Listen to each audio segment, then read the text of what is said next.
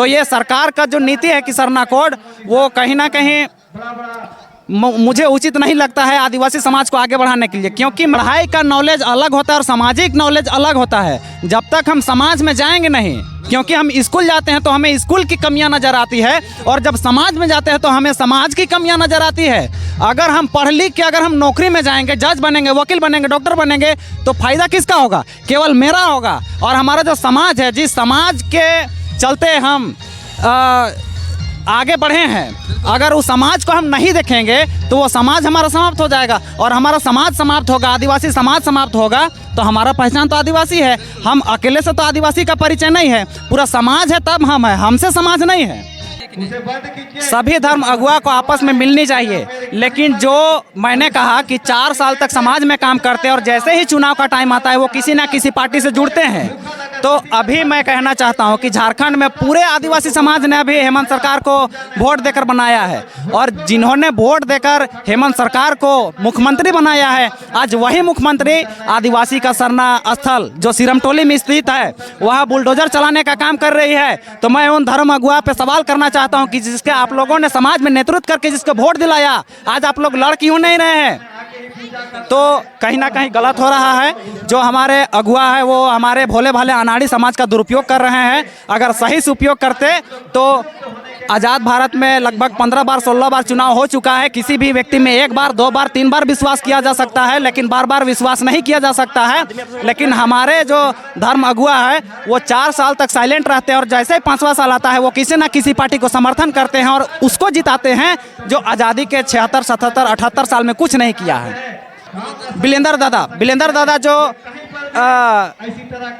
जो सभा का आंदोलन किए हैं या फिर जो ये प्रार्थना सभा का आयोजन किए हैं, तो उसका कुछ ना कुछ विचार था। इस सभा के जरिए लोगों को जागरूक करने का विचार था, और हाँ, जागरूक करने का विचार था। बिरसा मुंडा जो आंदोलन चला रहे थे वो लोगों को जागरूक कर रहे थे। अगर हम उनकी फोटो लगा कर केवल उनकी पूजा करें और उनका जो विचार था उन विचार पे हम काम नहीं करेंगे, तो उनका जो सपना है वो कहीं ना कहीं अधूरा रहेगा। तो हम उनकी सपना को पूरा करने के लिए जा रहे हैं। किसी का तस्वीर को लगाकर उनको भगवान का दर्जा देने का काम हम लोग नहीं कर रहे हैं। उनका जो सपना अधूरा। जोहार आप सभी को दास सरना न्यूज में, और इस वक्त मैं हुआ सरना स्थल में जो कि इचापीढ़ी काके रांची का। देख सकते हैं भाई लोग काफ़ी एक्टिव रहते हैं। आइए हम लोग से जानने का प्रयास करेंगे। काफ़ी समाज सेवी है। दादा जोहार। जोहार दादा जोहार। आपका फुल परिचय? मेरा नाम तस्वीर उरांव है और मेरा घर यही चापरी पंचायत के अंतर्गत ऊपर कोनकी पड़ता है। दादा आप कैसे सोचे समाज को आगे बढ़ाने के लिए? समाज देखिए, हमारा जो समाज है दादा, वो एक समाज, वो सभ्य समाज है। प्राचीन काल से आदिवासी मतलब कहा जाता है कि आदिवासी भारत देश का मालिक है। लेकिन अगर आज हम अपना समाज में झांक कर देखें तो सबसे पिछड़ा हुआ आदिवासी समाज है। चाहे वो शिक्षा का मामला में हो या एजुकेशन हो, राजनीति हो, किसी भी क्षेत्र में अगर हम झांके दादा तो आदिवासी सबसे पीछे है। अगर हम कहें कि आदिवासी इस देश का मालिक है और हम एक तरफ देखते हैं कि सबसे ज़्यादा पिछड़ा हुआ आदिवासी है, तो हम कैसे मान लें कि इस देश का मालिक आदिवासी है? तो हमें ये हजम नहीं होता है, हमें समझ में नहीं आता है कि जिस देश का मालिक आदिवासी हो वो हर क्षेत्र से पिछड़ा हुआ है।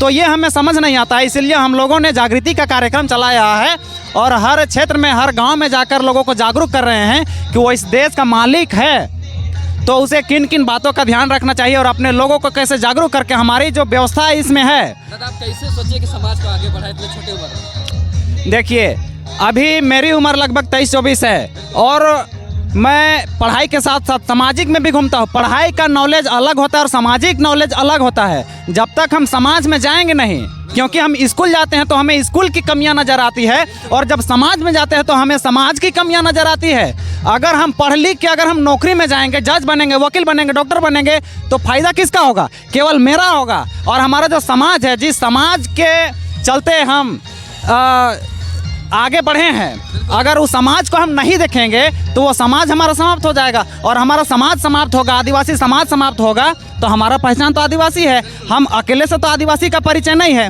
पूरा समाज है तब हम है, हमसे समाज नहीं है। तो इसीलिए हमने पूरे समाज के लोगों को जागरूक करने का प्रयास जो है 2-3 साल से हमने शुरू किया। जब से मेरी थोड़ी जानकारी मुझे प्राप्त हुई तब से मैं लगातार समाज में काम कर रहा हूँ। आदिवासी समाज कहीं बहुत छितर-बितर हो गया, तो एकदम एकजुट कीजिएगा। एकजुट देखिए, ईंट से ईंट को जोड़ने के लिए सीमेंट का जरूरी पड़ता है, लकड़ी से लकड़ी को जोड़ने के लिए फेविकोल का जरूरी पड़ता है। अगर हमें आदिवासी समाज को जोड़ना है, व्यक्ति को व्यक्ति से जोड़ना है, तो हमें कोई सीमेंट या फिर कोई फेविकोल का ज़रूरत नहीं पड़ेगा दादा, हमें विचार का ज़रूरत पड़ेगा। और हम अच्छे विचार के साथ जाएंगे समाज में तो हमें लोग कहीं ना कहीं एक्सेप्ट करेगा, क्योंकि हमें किसी को धोखा देने के विचार से नहीं, क्योंकि हम वो इंसान है जो कहते हैं कि हम जो बोल रहे हैं वो डायरेक्ट नहीं मानना है, पहले अब छानो जानो फिर मानो। अगर आपको सही लगे तो मानो और गलत लगे तो नहीं मानना है। हम ये नहीं कह रहे कि हम जो कह रहे हैं वो एकदम सही है। पहले आप इतना होशियार है कि अब हम किसी भी बात को कह रहे हैं, पहले उसको आप छानिए जानिए तब मानिए। हम डायरेक्ट किसी को मेरी बात को मानने के लिए हम लोग नहीं कहते हैं। आप समाज कब से चला रहे हैं? समाज मेरा 3 साल हो रहा है जो मैं सामाजिक कार्य के लिए जुड़ा हुआ हूँ। तो 3 साल से हम लगातार अभी झारखंड से खूंटी हो गया, लातेहार, लोहरदगा, बालूमाथ, मतलब पूरे झारखंड में कहीं ना कहीं 10 जिला हमने भ्रमण किया है और पूरे भारत में लगभग 10 राज्य। और हमें सामाजिक जानकारी अधिक से अधिक लेने के लिए हमने भारत से बाहर नेपाल तक भी हम लोग गए हुए हैं, नेपाल तक गए हैं। तो कहीं ना कहीं अगर हम बाहर का व्यवस्था को देखते हैं, क्या कमी दिखा दादा आपको? नेपाल में क्या चीज़ बोले? नेपाल में क्या कमी आपको आई? नेपाल में हमें, बिल्कुल आप गए नेपाल में, नेपाल हम गए तो हम दूसरे देश का या फिर दूसरे जगह का स्थिति परिस्थिति और हम लोगों को देखते हैं, और उस स्थिति से अगर हम आदिवासी समाज को जोड़ते हैं तो कहीं ना कहीं हमें नज़र आता है कि आदिवासी समाज आज़ाद भारत के 75 साल मतलब 78 साल हो रहा है, लेकिन इस आज़ादी में हमें जो मलाई मिलना चाहिए था, जो शिक्षा में हमें आगे बढ़ना चाहिए था, नौकरी में रोजगार में हमें आगे बढ़ना चाहिए था, वो आज़ादी के 78 साल में हम बहुत पीछे हैं। तो इस स्थिति को देखते हुए हम लोगों ने जो जागृति का कार्यक्रम हम लोगों ने चला रहा है वो कहीं ना कहीं एकदम सफल होगा। और डॉक्टर भीमराव अंबेडकर ने कहा है, जब उन्होंने संविधान लिखा तो उन्होंने कहा है कि जाओ जाकर अपने घर के दीवारों पे लिख दो कि हमें इस देश का शासक बनना है। तो वो इसलिए बोले हैं क्योंकि संविधान को जानने और मानने वाले लोग हम लोग सब हैं। संविधान में SC ST OBC जिसकी जितनी संख्या भरी उसकी उतनी हिस्सेदारी। आज आदिवासी समाज पूरे देश में जितनी संख्या में है उसे उतना अधिकार रोजगार मिलना चाहिए। तो कैसे मिलेगा? जब तक हम जागरूक करेंगे, हम अकेले जाएंगे तो मिल जाएगा। वर्षों से सरना कोड की मांग है, उन पर अब क्या करना चाहिए? देखिए, सरना कोड आदिवासियों का एक पहचान है, लेकिन मैं मानता हूं दादा कि अगर सरना कोड मिलेगा तो भारत में झारखंड राज्य में, भारत देश में झारखंड राज्य में 32 प्रकार के जनजाति रहते हैं। और 2024 में नया जो सर्वे हुआ जिसमें एक जनजाति का आगमन और हुआ है, वो हमें पता नहीं, लेकिन झारखंड में 33 जनजाति है। सुनिए दादा, मैं उसी का जवाब दे रहा हूँ। झारखंड में 33 जनजाति है और 33 जनजाति में एक जो उरांव जनजाति है, उरांव मुंडा, ऐसे ये लोग केवल सरना को मानते हैं। अगर हम संथाल परगना में जाएं या फिर दूसरा जगह जाएं तो सारे लोग सरना को नहीं मानते हैं, लेकिन प्राकृतिक को मानते हैं। अगर सरकार हमें सरना कोड देती है तो बाकी जो प्राकृतिक को मानने वाले लोग हैं वो हमसे अलग हो जाएंगे, और जैसे अलग होंगे, हम जो हमारी संख्या है 7.5% पूरे देश भर में, हम उनसे कट के अलग हो जाएंगे। और अगर हमारे संख्या में कमी होगी तो हमें जो अधिकार मिला है आर्टिकल 244 में स्वायत्त शासन का, वो हमें संख्या के आधार पर मिला हुआ है। जिस क्षेत्र में आदिवासी बहुल निवास है वहाँ पे 5वीं 6वीं अनुसूची लागू है, और जैसे हम लोग अगर संख्या में कम होंगे तो हमारी जो अधिकार है वो समाप्त हो जाएंगे। तो ये सरकार का जो नीति है कि सरना कोड, वो कहीं ना कहीं मुझे उचित नहीं लगता है आदिवासी समाज को आगे बढ़ाने के लिए, क्योंकि मैं धर्म में भी जुड़ा हूं और सामाजिक में भी जुड़ा हूं। तो मुझे ऐसा लगता है कि संविधान में जो हमें अधिकार मिला है वो किसी धर्म के नाम पर नहीं मिला है, वो आदिवासी समाज के नाम पर मिला है। तो हम समाज को अगर धर्म के नाम पर तोड़ेंगे तो हमारा अधिकार खत्म होगा। इसलिए हमें धर्म से ज़्यादा सामाजिक जानकारी होनी चाहिए। संविधान के पर लोगों को पढ़ना चाहिए। जैसे लोगों संविधान पढ़ेंगे तो किसी एक उरांव के नाम पर या फिर मुंडा के नाम पर हमें अधिकार नहीं है।